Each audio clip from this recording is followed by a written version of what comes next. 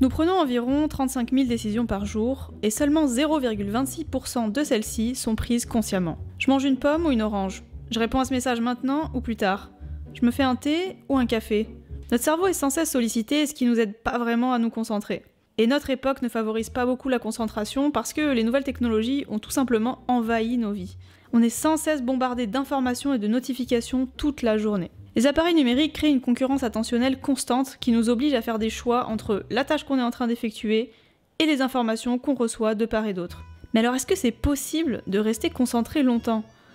Eh ben, ça dépend des personnes, mais la moyenne se situerait entre 30 minutes et 1h30 pour les personnes très entraînées. Mais la bonne nouvelle, c'est que, comme un muscle, ta concentration peut s'améliorer si tu l'entraînes, s'affaiblir si tu la délaisses, et a besoin de repos quand elle a été très sollicitée. Arriver à rester concentré est un des défis les plus grands pour moi en termes de productivité. Je fais partie de la dernière génération qui a passé une enfance sans écran à part la télévision. Mais depuis mon adolescence et toutes ces technologies qui sont arrivées tellement rapidement, mon cerveau s'est petit à petit déshabitué à se concentrer longtemps et profondément. Du coup, depuis quelques temps, j'essaye de muscler à nouveau ma concentration, et les résultats sont impressionnants. Et toi, est-ce que t'as aussi des problèmes pour te concentrer longtemps? Déjà, il faut reconnaître ces problèmes de concentration. Donc si tu as du mal à réaliser des tâches longues pendant longtemps, si tu as du mal à lire un livre plus de 5 minutes sans te distraire, si tu es distrait au moindre bruit, objet, mouvement autour de toi, si toutes les tâches que tu entreprends te prennent beaucoup plus de temps que prévu, et si tu n'arrives pas à te concentrer longtemps sur un film, un livre ou une conversation, alors tu souffres sûrement de problèmes de concentration. La base pour rester concentré, c'est de te créer un environnement adapté. Pourquoi? Parce que le cerveau va se distraire très souvent à cause de distractions qu'il y a autour de nous. Donc, commence par te créer un espace de travail minimaliste. Il faut que tu te désencombres des objets qui sont inutiles dans ton espace de travail. Donc ça peut être les papiers à jeter, une bouteille vide, une barre de céréales à moitié mangée, etc. En les éliminant de ton environnement, tu te laisseras plus distraire et ça enverra comme message à ton cerveau que maintenant c'est le moment de travailler et de rester focus sur tes objectifs. Ensuite, il y a aussi la posture, évidemment. Si tu es allongé dans ton lit, c'est moins bien que si tu es assis à ton bureau, parce que si tu es allongé dans ton lit, ça donnera le message à ton cerveau que tu es relâché et que c'est le moment de se reposer et non pas de travailler. Justement, il faut aussi que tu prêtes attention au bruit. Alors je sais qu'on est tous inégaux face au bruit, ça peut être dû à des raisons culturelles, ça peut être dû à une situation familiale, si par exemple on a grandi dans une famille nombreuse, on est plus habitué au bruit et tout ça. Mais moi je sais que j'ai du mal à travailler dans un environnement très bruyant. Donc, depuis quelques mois, j'utilise deux outils que je vais te partager. Donc le premier, c'est les bruits blancs. Donc en fait, les bruits blancs, c'est un bruit neutre. Donc tu peux trouver plein de vidéos sur YouTube de ce genre de son. Donc ça peut être un battement de cœur, ça peut être le décollement d'un avion, ça peut être plein de bruits plutôt neutres. Donc tu mets tes écouteurs, tu écoutes ces bruits, ça va t'aider à te concentrer. Ensuite, le deuxième outil, c'est le Study With Me. Je sais pas si tu connais, mais c'est une nouvelle tendance, surtout chez les étudiants, qui est d'étudier en même temps que quelqu'un, sur ton écran virtuellement, qu'il soit en direct ou en différé. Donc tu peux en trouver sur YouTube de toutes les durées, donc 2 heures, 7 heures, etc.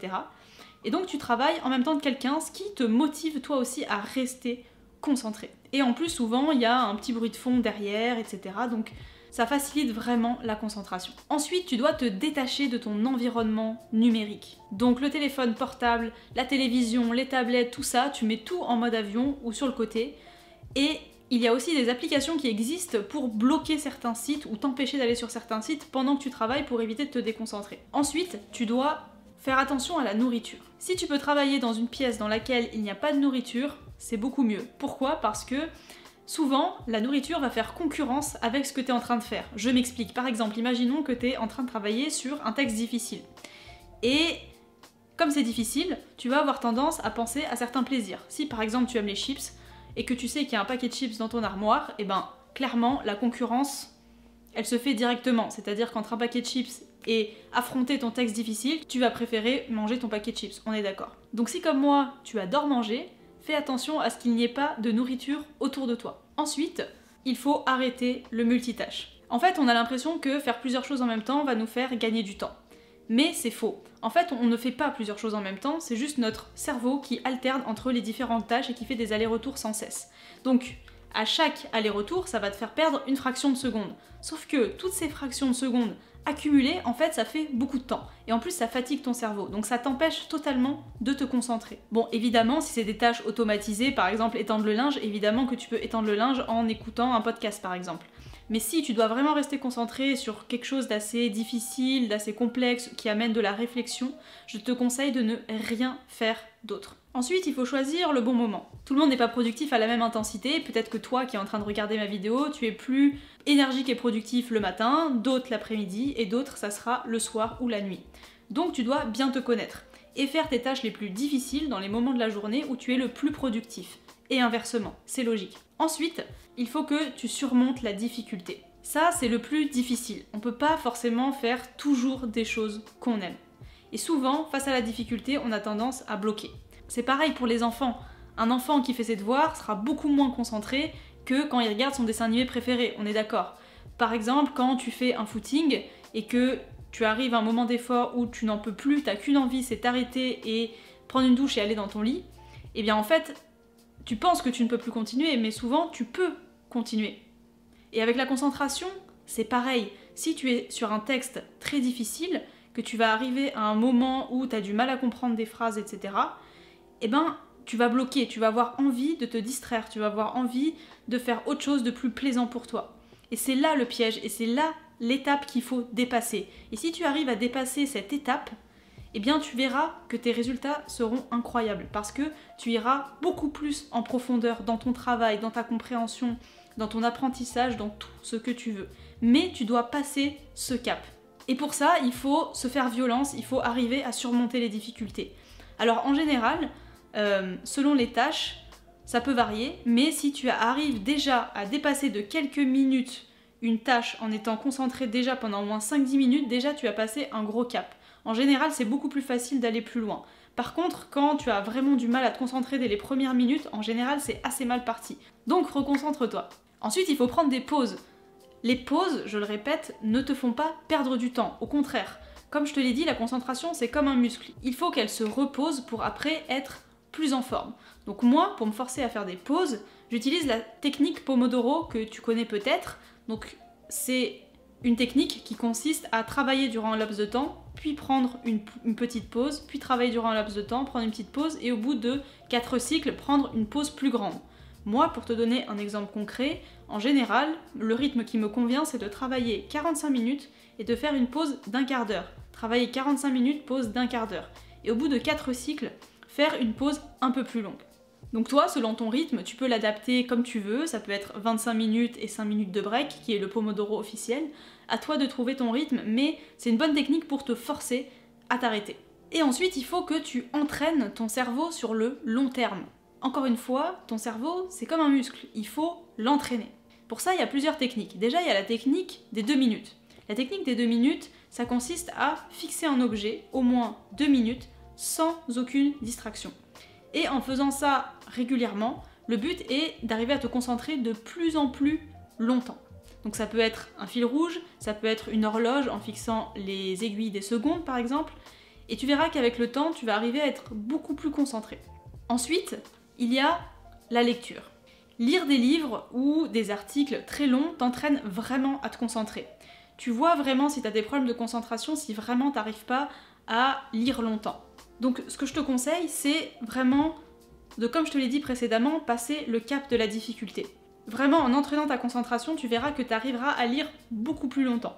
C'est vrai que de nos jours, on a du mal à rester longtemps sur quelque chose, on regarde les premières minutes d'une vidéo, les premières lignes d'un livre, mais vraiment, crois-moi, si tu te forces à rester longtemps sur un contenu, tu découvriras des choses que tu n'aurais pas découvert si tu ne t'étais pas forcé.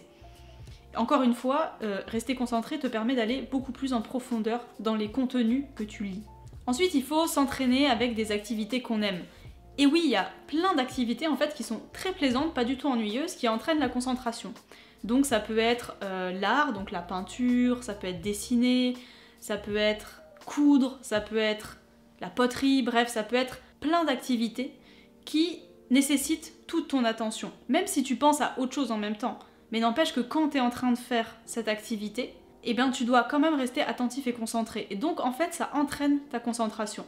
Donc si tu as du mal à faire des exercices un peu difficiles, tu peux peut-être commencer par ce genre d'activités qui sont plutôt plaisantes.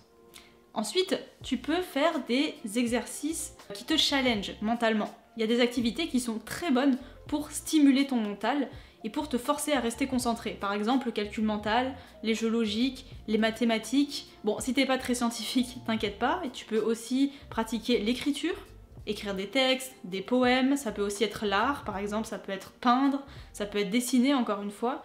Tout ça sont des activités qui sont challengeantes pour ton cerveau et qui entraîneront ta concentration. Et pour finir, il y a la méditation. La méditation, évidemment, c'est l'exercice, l'un des exercices vraiment les plus efficaces en termes de concentration, puisque pour arriver à méditer, il faut avoir une capacité de concentration qui est quand même assez haute. Se concentrer sur soi, ne penser à rien, éliminer toutes les distractions autour de soi. Donc si tu peux commencer à pratiquer la méditation, je te le conseille aussi. Ensuite, parlons un peu du cercle vertueux de la concentration. Tu verras que, à force d'entraîner ta concentration, tu entraîneras un cercle vertueux chez toi. Alors qu'est-ce que ce cercle vertueux ? Eh bien, déjà, tu vas forcément gagner du temps, puisque plus tu es concentré, moins tu perds de temps. Ensuite, comme tu gagnes du temps, logiquement, tu peux apprendre plus de choses. Et comme tu apprends plus de choses, tu progresses plus vite et plus en profondeur. Et comme tu progresses plus vite et plus en profondeur, tu gagnes confiance en toi. Et comme tu gagnes confiance en toi, eh ben, t'es beaucoup plus productif et t'es beaucoup plus épanoui dans ta vie. Donc, je te conseille vivement d'arriver à être beaucoup plus concentré. Et si tu as perdu ta concentration, ne t'inquiète pas, tu peux t'améliorer. D'ailleurs, si tu suis mes conseils, il n'y a pas de raison que tu n'y arrives pas. Donc, si ma vidéo t'a été utile, je t'invite à mettre j'aime et à t'abonner à ma chaîne pour soutenir mon travail et à regarder mes autres vidéos si ça t'intéresse. Et en attendant, n'oublie pas, si tu veux changer, ne le fais pas demain, fais-le ici et fais-le maintenant.